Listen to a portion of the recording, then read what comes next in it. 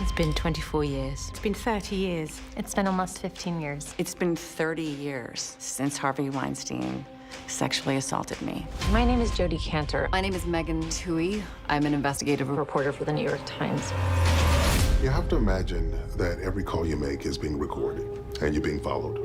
I was one of the women that went on the record in the article that came out. Sometimes it feels like it just happened yesterday. At other times, it feels like lifetimes ago. I was a very different person in 1998. I was young, scared. I had started my own theater company. I was way ahead of the game. And then I was assaulted by Harvey, and it really disrupted my career. I pulled back. It's not something I dwelt on until I got a phone call from a Weinstein ex-employee asking me if I'd spoken to any journalists. And a week later, I got a phone call from Jodi Kantor.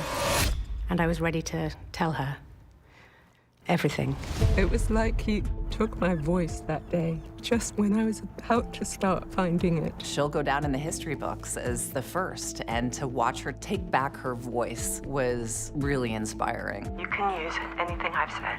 I'll go on the record. He did this to all these women, and I felt sad for myself that that young girl had taken the blame for it. It was only after I spoke out that I realized that every story is important. When I read that New York Times piece, I had this sinking feeling in my stomach knowing that this horrible thing had happened to so many other people, but I also felt a sense of hope that there were others out there like me. We're all here, Harvey. Who have you talked to? Nothing was as powerful as our brave sources and the truth. And look at the impact.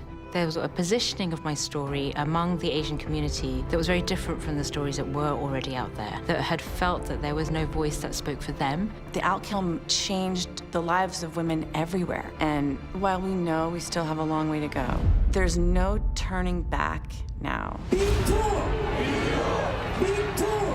In terms of this story, things have only just begun. Only when this information is public and people can react to it, they can be in dialogue with it. Our ending is everybody else's beginning. And we had spent so much time trying to unearth these hidden stories of abuse and harassment. And then to see the dam break and to see all these other stories bursting into public view, it was so satisfying. Finally, the truth was out.